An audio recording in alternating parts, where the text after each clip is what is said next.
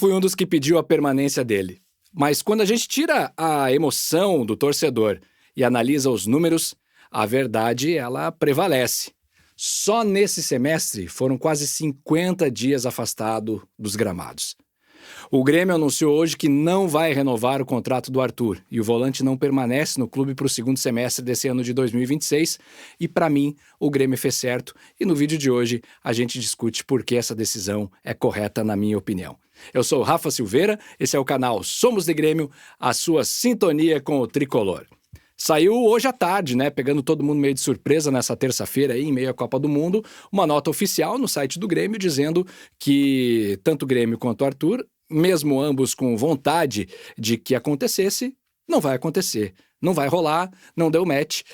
O Arthur não fica no Grêmio para o segundo semestre de 2026. O jogador de 29 anos tem ainda mais um ano de contrato com a Juventus lá na Itália e ele deve cumprir esse contrato lá ou então ser negociado com outro clube. E esse contrato de um ano que tem lá na Juventus foi um dos motivos e talvez aqui o grande acerto do Grêmio em dar uma segurada nessa negociação com o Arthur. Porque o que estava acontecendo, gente? Segundo as informações que a gente tem aí e que conseguiu apurar nessa terça-feira, o Arthur teria, sim, mais um ano de contrato lá na Juventus, algo em torno de 4 milhões de reais por mês, mais ou menos, de salário para receber durante esse um ano. Segundo falam, e eu acredito até que deve ser bem mais, tá? O salário dele no Grêmio era de 1,5 milhão de reais por mês.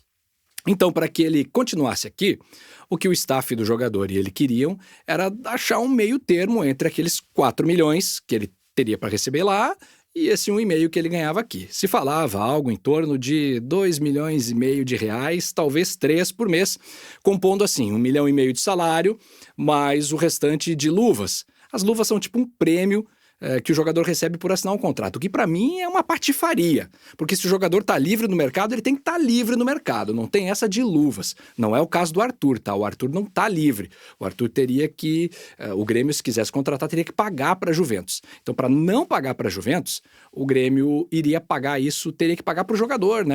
Esse dinheiro que ele abriria mão de ganhar lá. Mais ou menos assim, é um bem bolado ali que todo mundo queria fazer. Só que o Grêmio botou na ponta do lápis da calculadora e viu, peraí, não dá.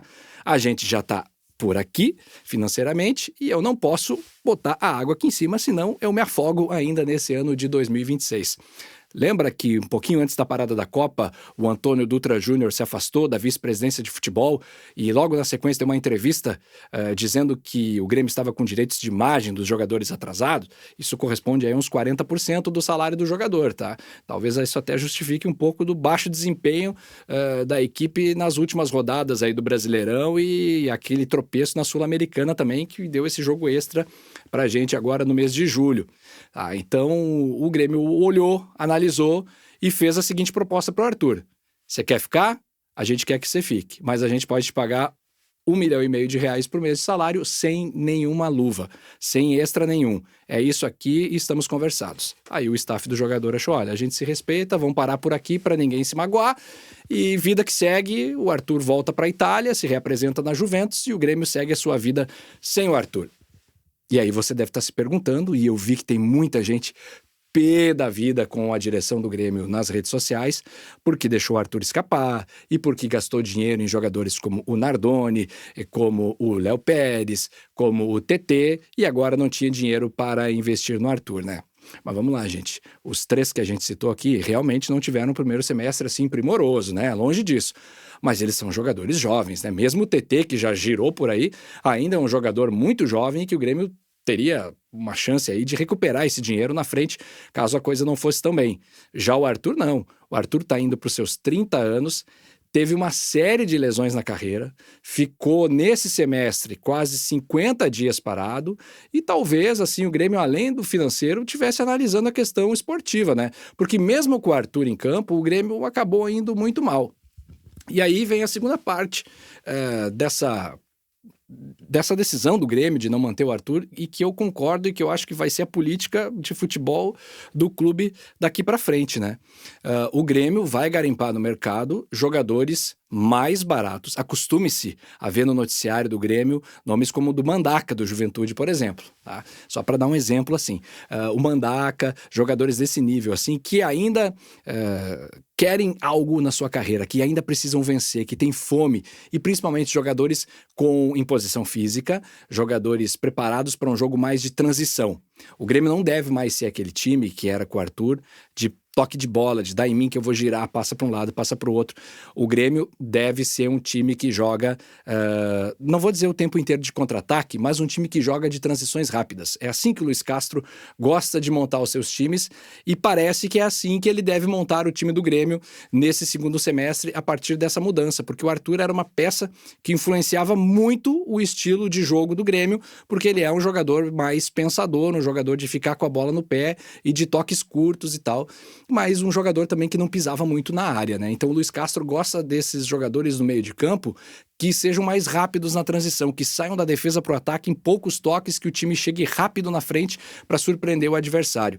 E para que isso seja mais efetivo, né, para que esse garimpo de jogadores aconteça de uma maneira mais qualificada, o Grêmio foi buscar no Benfica o Carlos Silva, de 35 anos, que trabalhava no departamento de scouting lá do Benfica. Ele é um cara que tem uma formação muito interessante e a posição que ele ocupava agora lá no Benfica era, digamos assim, um olheiro responsável pelo mercado brasileiro. Ele tinha que estudar, analisar os jogadores brasileiros que pudessem reforçar o Benfica lá em Portugal e ir para o futebol europeu e depois serem revendidos, né? Porque o Benfica também faz isso. O Benfica busca os jogadores baratos aqui no Brasil, leva eles para Portugal e revende eles por umas fortunas depois, né? Veja o caso aí, por exemplo, do Enzo Fernandes, que é argentino, né? Mas veio aqui do futebol sul-americano. Mas o Carlos Silva, o novo head scout do Grêmio, ele é especialista no mercado brasileiro. Então, ele não é aquele cara que vai precisar de adaptação, de que não conhece os jogadores, que vai ter que analisar. Não, ele já tem uma boa ideia de como é o nosso futebol e de como são e quais são os jogadores que o Luiz Castro poderia ter aí e gostaria de ter no seu time, né? A partir de uma conversa dos dois aí, das características que o clube vai buscar, o Carlos deve começar a entrar em ação já nessa janela, porque o Grêmio, além, né, da não permanência do Arthur, deve confirmar aí nos próximos dias a venda do Vieri, do zagueiro Vieri, e também do Gabriel Meck, né? É uma pena, mas talvez os dois melhores jogadores desse primeiro semestre devem deixar o clube também na janela, mas aí, além da questão esportiva, vem uma questão de necessidade financeira, né? Para que o Grêmio consiga pagar o resto do elenco até o final do ano, o Grêmio precisa vender esses jogadores. E já que o Arthur não vai ficar pelos motivos financeiros e se a gente for considerar assim um custo-benefício também, por já ser um jogador de mais idade, né? E da gente não saber se ele conseguiria, nesse nosso calendário maluco, que é o calendário brasileiro, tá sempre à disposição, se ele não ia acabar ficando muito tempo fora, eu só acho, e isso eu vou cobrar aqui, que o Grêmio tem essa mesma postura com outros jogadores que estão no nosso grupo. Marcos Rocha, William. E o Bright White eu também coloco nessa por causa do rolo financeiro que o Grêmio fez aí para pagar o salário dele, que, pelo amor de Deus, tem que dar um Oscar da má gestão para quem conseguiu amarrar esse contrato aí do Bright White e ainda renovou o contrato dele depois, né? Mas o Grêmio precisa se livrar desses jogadores também para que a folha realmente baixe, porque não adianta você ficar tirando da folha de pagamento aqueles jogadores que ganham 100, 80, 30, você tem que tirar o de 1.800.000, como é o William. O de 2,5 é 2,5, o Bright White. É 2,5. Ah, mas o Grêmio deixou... Não interessa. O Grêmio pagava 50 mil para ele só no primeiro contrato, porque ele não conseguiu um visto, porque eu não sei o quê, não tinha como receber. Cara, não interessa, sabe? A cagada já foi feita, agora o Grêmio precisa dar um jeito de corrigir. Ficou para essa gestão? Ficou para essa gestão. Mas então o Grêmio precisa se reinventar.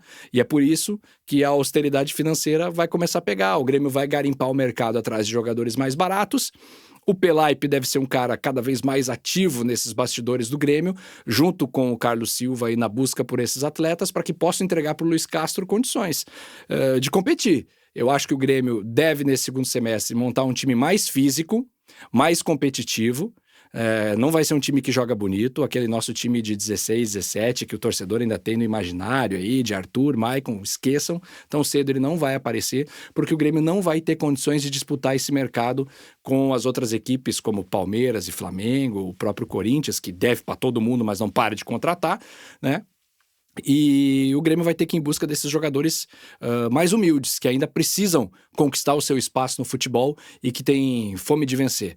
Mas se a gente for citar o mesmo time aí de 16, 17, né? Esse elenco que começou a ser montado lá em 2014, 2015... ele também foi feito de jogadores assim, renegados, jogadores que ainda precisavam de espaço. O nosso time de 95, que foi campeão lá com o Filipão, também era assim. Então isso não é uma novidade assim 100% para o Grêmio. Talvez só o torcedor agora, nesses tempos modernos aqui, nesses últimos tempos, é que está mal acostumado com o Grêmio gastando muito dinheiro para tentar montar um time.